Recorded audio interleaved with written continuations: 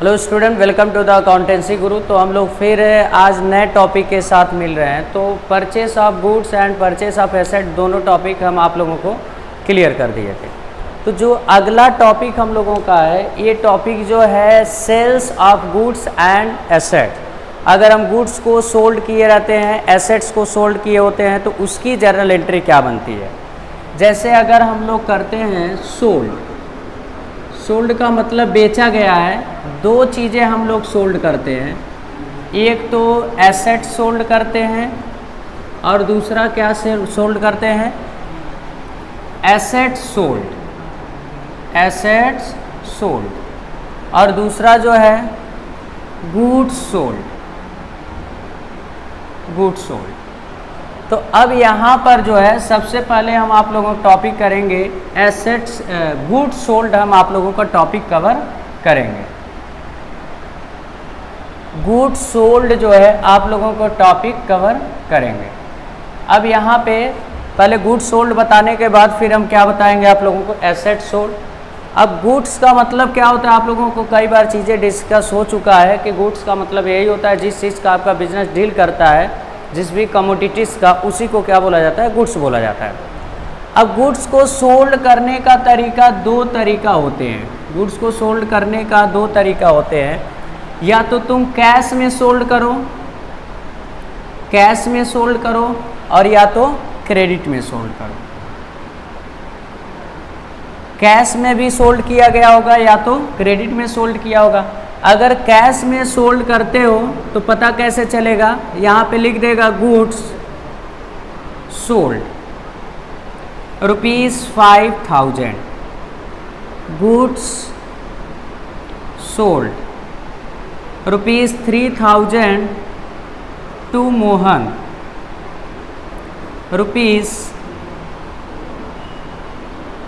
₹3000 to Mohan in cash. और इसमें क्या लिख सकता है, goods sold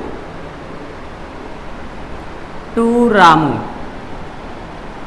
₹9000, goods sold to Shyam ₹3000 on credit. तो यहाँ पे फिर देखो, जिसको हम गुड्स सोल्ड कर रहे हैं, जिसको गुड्स सोल्ड कर रहे हैं, उसका नाम नहीं दिया होता है क्वेश्चन में, तो क्या मान लेते हैं, कैश सोल्ड। और फिर जिसको सोल्ड करते हैं उसका नाम दिया होता है लेकिन इन कैश या तो फॉर कैश लिखा होता है, तब भी क्या मानते हैं, कैश सोल्ड। जिसको हम सोल्ड करते हैं गुड्स, उसका नाम दिया हुआ है इन कैश, फॉर कैश नहीं लिखा है, तो क्रेडिट सोल्ड। क्रेडिट सोल्ड का मतलब हमने गुड्स सोल्ड कर दिया है लेकिन उसके बदले में पैसा नहीं मिला है। फिर लिखा goods sold to Shyam ₹3000 on credit, हमने उधार श्याम को सामान बेचा है। ऑन क्रेडिट का मतलब उधार ही है।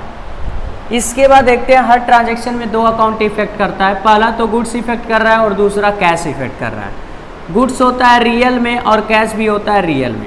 अब हम सेलर बन जाएंगे, यानी गुड्स को बेच रहे हैं। जब गुड्स को बेचेंगे तो उसका रूल क्या होता है, रियल का डेबिट वर्ड कम्स इन, क्रेडिट वर्ड गोज आउट। तो अगर हम गुड्स सेल करते हैं तो हमारे पास से गुड्स जाएगा, क्रेडिट वर्ड गोज आउट, और कैश हमारे पास आएगा, डेबिट वर्ड कम्स इन। तो क्या हो जाएगा, cash account debit to sales account. ये चीज़ें आप लोग ध्यान दीजिएगा। अगर गुड्स को बेचते हैं तो टू सेल्स करते हैं क्योंकि हमारे बिजनेस से गुड्स जा रहा है, 5000 और 5000। यहाँ पे नरेशन क्या बन जाएगा, being goods sold, being goods sold. अब इसके बाद फिर जो है अगला transaction, goods sold ₹3000 to Mohan in cash. यहाँ पर भी गुड्स इफेक्ट कर रहा है और कैश इफेक्ट कर रहा है। अगर गुड्स को सोल्ड करोगे तो कैश आएगा, तो कैश अकाउंट डेबिट और टू सेल्स अकाउंट लिख देंगे। यहाँ पे पर्सन के नाम से मतलब नहीं है क्योंकि इन कैश हो गया। इन कैश में हम लोग पर्सन का नाम नहीं लिखते हैं। 3000 यहाँ हो जाएगा, 3000 यहाँ हो जाएगा। नरेशन क्या बनेगा, बीइंग गुड्स सोल्ड, क्या लिखेंगे, बीइंग गुड्स सोल्ड। ये हम लोगों का नरेशन हो गया।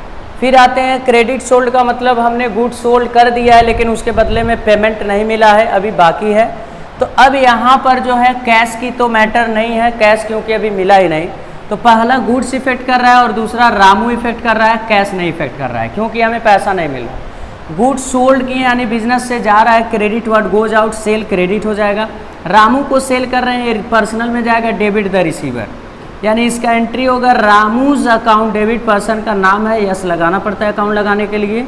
और टू सेल्स अकाउंट, इसका नरेशन क्या बनेगा, being goods sold to Ramu. Rupees कितना हो जाएगा 9000 यहाँ पर, 9000 यहाँ पर। और फिर इसके बाद अगला ट्रांजेक्शन क्या है, goods sold to Shyam rupees 3000 on credit. तो यहाँ पर भी गुड्स इफेक्ट कर रहा है, श्याम इफेक्ट कर रहा है, तो क्या लिखेंगे, Shyam's account debit, Shyam's account debit to sales account. Sales account कितना हो जाएगा 3000, इसका भी यही नरेशन बनेगा, being goods sold to Shyam. यहाँ पे देखो ये क्रेडिट ट्रांजेक्शन है क्योंकि नाम दिया है जिसको बेच रहे हैं और इन कैश फॉर कैश नहीं लिखा है, इसलिए कैश के जगह क्या किसको डेबिट कर देंगे, पर्सन का नाम डेबिट कर देंगे। तो अगला टॉपिक जो हम लोगों का ये पर सेल्स सोल्ड ऑफ गुड्स हो गया। अब इस पे नेक्स्ट वाला जो टॉपिक है हम लोगों का सेल्स ऑफ एसेट, यानी एसेट्स को बेचते हैं।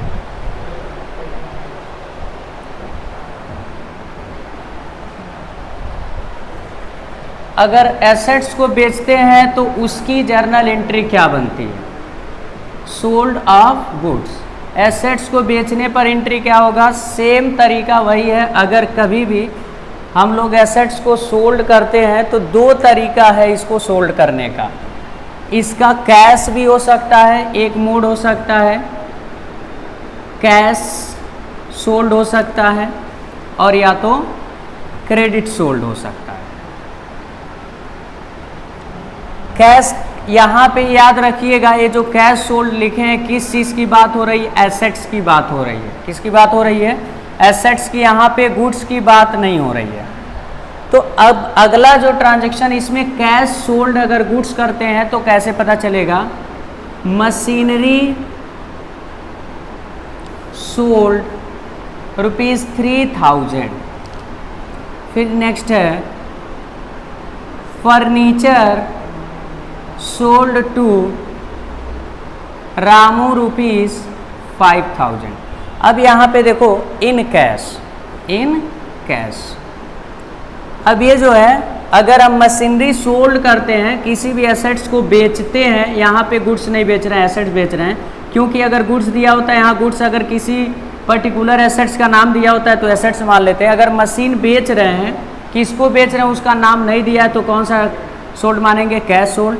किसको बेच रहे हैं अगर नाम दिया इन कैश फॉर कैश लिख दिया तब भी कौन सा सोल्ड मानेंगे, कैश सोल्ड। और फिर क्रेडिट सोल्ड कैसे मानेंगे भाई, furniture, furniture sold to Ramu rupees 1000। फिर इसके बाद मशीनरी, मशीनरी सोल्ड टू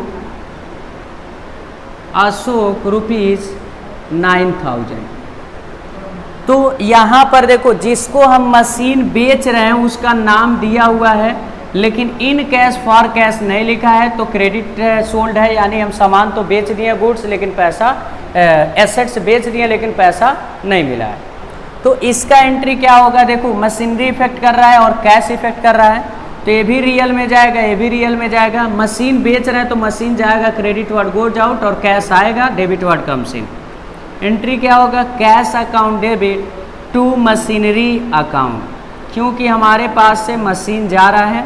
अब यहाँ पे कन्फ्यूजन होगा कि यहाँ पे सेल्स क्यों नहीं लिख रहे हैं। जब कभी भी हम लोग एसेट्स को बेचते हैं तो सेल को न यूज करके हम लोग क्या यूज करते हैं, एसेट्स का नाम लिख देते हैं। अगर गुड्स यहाँ पे लिखा होता तब हम यहाँ पे क्या लिखते हैं, सेल्स लिखते हैं, बीइंग मशीनरी सोल्ड। फिर इसके बाद furniture sold to Ramu in cash, तो कैश आ रहा है तो कैश अकाउंट डेबिट हो जाएगा और to furniture account, to furniture account.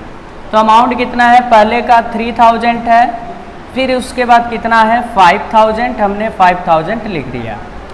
फिर अगला ट्रांजैक्शन जो है हमने फर्नीचर सोल्ड किया रामू को, फर्नीचर हमने सोल्ड किया रामू को कितने का 1000। तो हमारे पास से फर्नीचर जा रहा है तो रियल में, और ये रामू जो है पर्सनल में। फर्नीचर किसके, अब देखो यहाँ पे जो सामान बेच रहे हैं, एसेट्स बेच रहे हैं, पर्सन का नाम दिया है लेकिन इन कैश फॉर कैश नहीं लिखा है, तो क्रेडिट मान लेंगे। अब इसको बेच रहे हैं, रामू को बेच रहे हैं, तो रामू क्या है, डेबिट द रिसीवर, क्योंकि मशीन रिसीव करता है। तो Ramu's account debit, Ramu's account debit to furniture account, to furniture account हो जाएगा, क्योंकि हमारे पास से फर्नीचर जा रहा है, कितने का हो जाएगा 1000 और 1000। अब इसके बाद ये मशीन किसको हम लोग बेच रहे हैं, अशोक को बेच रहे हैं, अशोक रिसीवर हो जाएगा, पर्सनल अकाउंट में है। एंट्री क्या हो जाएगा, Ashok's account debit, Ashok account debit to machinery account, amount कितना हो जाएगा 9000 एंड 9000। तो ये हम लोगों का सेल्स की एंट्री कवर हो गई। तो हम लोग फिर अगले वीडियो में हम लोग